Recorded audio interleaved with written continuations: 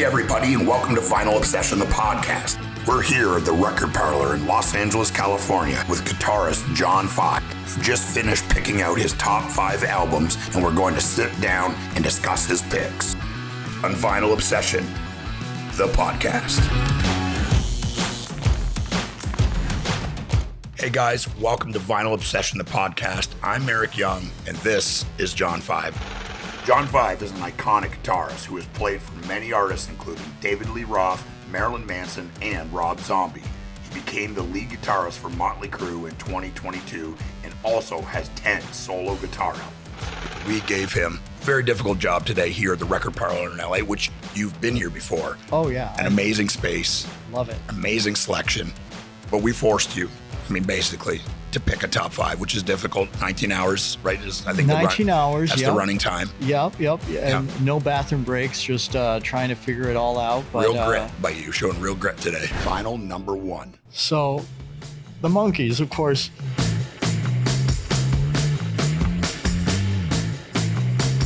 This is probably one of the first, it was, I mailed away. It was a RCA, I think it was a RCA or Columbia House, CRC. And when you get a CRC, something like that, with a lot of vinyl collectors, they'll have a little CRC right here. Yep. And it makes it unbelievably rare. But I didn't know, I was just a little kid, but it was a mail away album. And because I loved the TV show, and I just was obsessed with it, obsessed.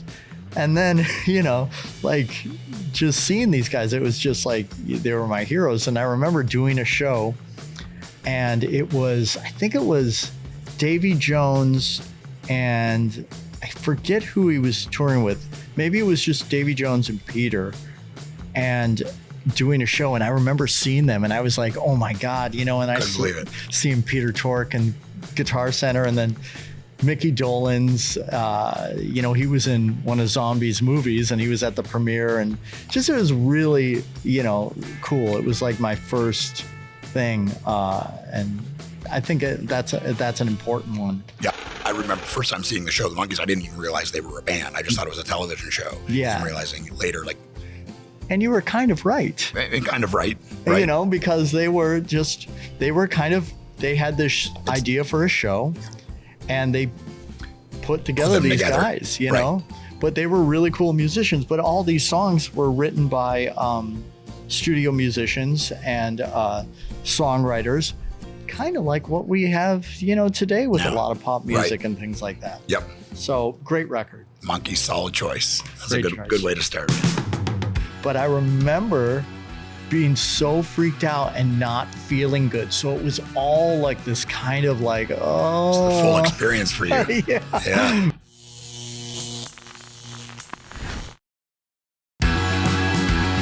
This is Vinyl Obsession, the podcast, and we're back with guitarist John 5. Vinyl number 2. The Wall, this gives you a different sense, different feeling. The production, the writing, and everything, is very visual with me because I love TV, just like anybody does, growing up. But I remember going to see The Wall, and I saw it in the movie theater when it came out, and it freaked me out so bad. Yeah, me too. It really freaked me out. And I remember I saw it at the Punch and Judy Theater, which is a cool name for a movie theater. And they had rock shows there too. The Ramones played there, and all these bands played there, Black Flag and everything, but they showed movies. Yeah. And I remember seeing this, and I knew every song on the record. And I came home, and I threw up all over the place. And I guess I remember it vividly. And I remember, because I didn't feel good watching the movie, but I must have had stomach flu or something like that. But I remember being so freaked out and not feeling good. So it was all like this kind of like, It's the full experience for you. Yeah.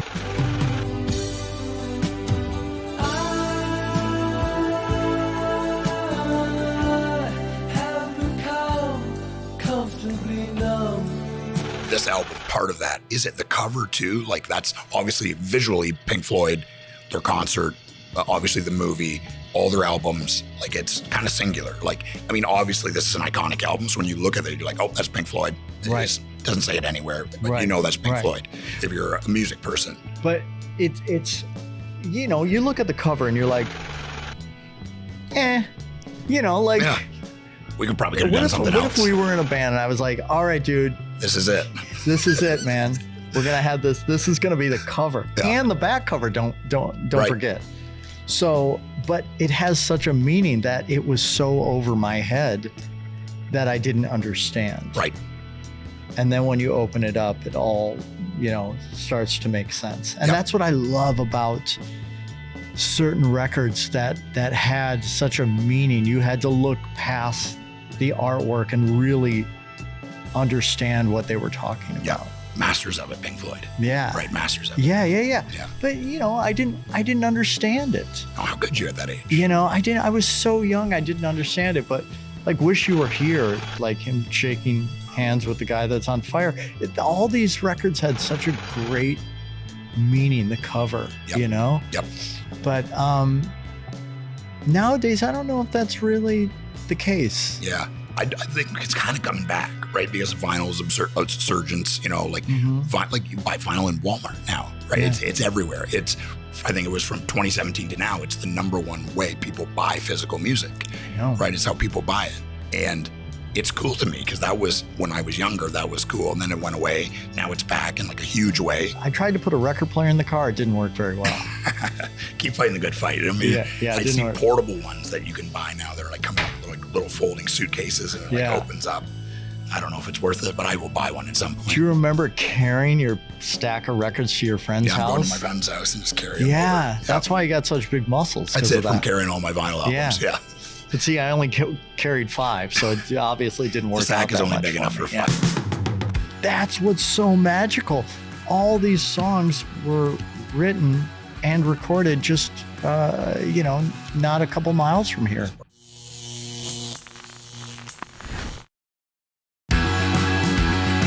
Welcome back to Vinyl Obsession, the podcast. Today we have guitarist John 5 talking about his top 5 vinyl. Vinyl number 3. Let's see. Why don't we do Joni Mitchell Blue? Still, you know, when I was, this is my sisters would listen to this, but, and it had such an effect, like the music and the guitar playing and the melodies and the lyrics. And I loved California so much. It was my jam. And then My Old Man, and it's about her boyfriend, and that's what's so cool. All these songs were, you know, things that happened in her life. They're real. You know, River. Yeah. It's unbelievable. Blue. So I was just watching a documentary, David Crosby and all these, James Taylor, all these artists, these incredible artists were just like, oh yeah, she's the best. When she came around and she sang and wrote songs, we were all like, well, we should give up our jobs. That's how great she is. Yep. That's how great she is. And still to this day, like I just listened to this record a couple days ago, and you're like, oh my God. And it's not just this record, Ladies of the Canyon. And she has so many incredible records. But I wouldn't want to stay here. It's too old and cold and settled in its ways here. Oh, but California, California. And it all happened a few streets away. Right. That's what's so magical. All these songs were written and recorded just, you know, not a couple miles from here. As part of that connection, that for you too, right? Like that could have been you too. Like, absolutely. You know, right? It's a local person. Yeah. You don't know her, but it happened here, right? So there's that geographical connection to it. Ladies of the Canyon. She's talking about, you know, Laurel Canyon. Right. Unbelievable. Yep. unbelievable. Yep. It's just incredible. It's awesome. Yeah. That's a great choice. I'm going to listen to Joni Mitchell tonight for Yeah, sure. yeah. Listen to, that whole record is I will. unbelievable. Vinyl number 4. Let's go. Geez, I don't even know. It's so hard, with these two. I guess, Kiss Love Gun. Again, I remember this vividly. Going through Sears, and I was 7 years old. It was June. Yep. And because the record was just coming out, and there was a big display. Remember in the record stores when they had huge displays and they had all the Hundreds records. of the same album. Yeah.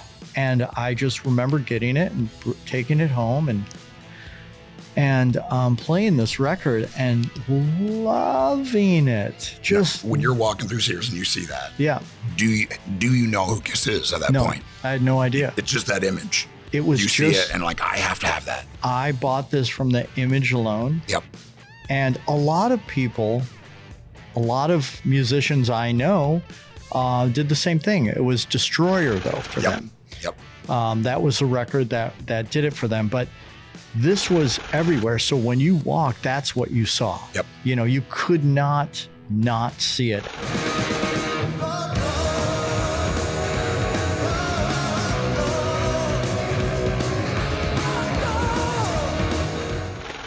These guys were masters of marketing. Yep. Really.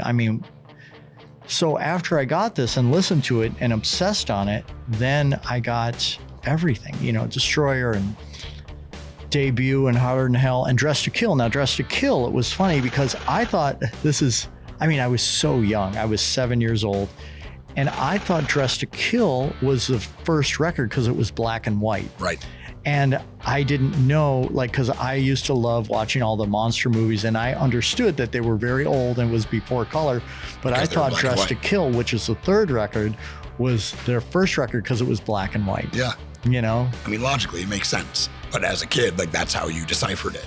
But this is what a stupid kid I was. I used to think when they played Kiss on the radio, which was rare, I used to think that they would go to the radio station, set up, play, and then leave. So whenever they had Kiss playing on the radio station, I was like, we got to get to the radio station. Kiss is playing at the radio station. Right now. So I was so stupid. I just thought that all these artists would just go, hey, what's up, Ted Nugent? We're going to play our song, and they would all busy just schedule go. for them. But in my defense of stupidity, kind of happened like that in the 50s and things like that. They would, when they were on the radio, they would go and they would play live. Yep. It was those. You're on air. Yeah, it was all those old shows. It's all in the hands, it's just in the hands. It's in his attack. It's in his playing. That's why he sounds like Eddie.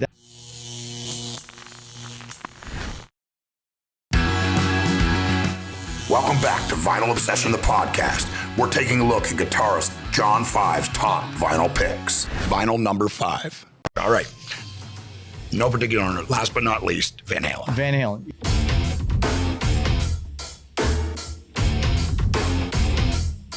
I bought this from Cover Alone. Yep. Because it said Gene Simmons and he worked on the record. And I remember putting this on and I think maybe this record was the one that maybe gave me the biggest shock because of the sound. Now, I was already playing guitar, and it was like, whoa, it was like seeing a car, but then seeing a race car. You're like, whoa. It really... Because of Eddie's playing. It really freaked me out, and then with Dave's vocal and the sound, everything, without these four guys, it wouldn't be the same, with Mikey's vocals and his playing and Alex's playing. I remember I would get on Eddie's rig and I would get on his guitar rig, and it's all in the hands, it's just in the hands. It's in his attack. It's in his playing.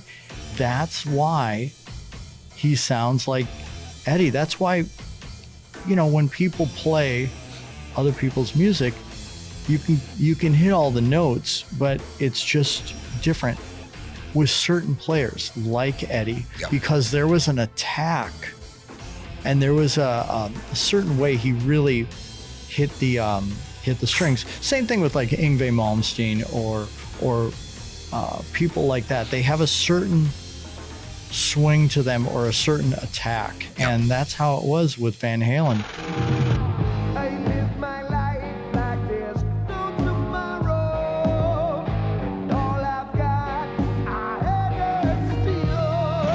Dude, it's an amazing list. I want to say, is there anything that you're working on now you want to talk about or get out there? Anything that people can know about? We are, I'm getting ready for a tour. I'm going to be touring all over, wherever there's electricity. And, it's a lot of fun. I love doing this, and I love going to play crazy instrumental music and country music, and I'm playing banjo and mandolin and everything else you can imagine, bass and everything like that. And it's a lot of fun. And I was so hesitant of it because it's an acquired taste. Right. But, that was a very quick right too. No, I agree with what you're saying. It was because you have your thing. Yeah, and people really enjoy it, and that's what I'm like so happy about. And I always thank the crowd, and I support people of recording with their phones. I'm like, record the show. Yeah. Hold that phone up. It's your phone, because I want other people, in other parts of the world to see it. Yeah. And I'm having that tour coming up, and then we're going to start up with Motley, and we have new music coming out with Motley, and the future is bright, as they say. That's awesome, man. And the right was agreeing with you quickly, because I love that you're doing that. Yeah. It's so cool to be outside of what you do normally, and that's challenging, I'm sure, for you, but also like doing all these other things, playing all these different instruments, like you said, going everywhere, right? Playing radio stations live, obviously, would be part of the tour, I'm sure. It's fun. Yeah. It's fun. It's a blast.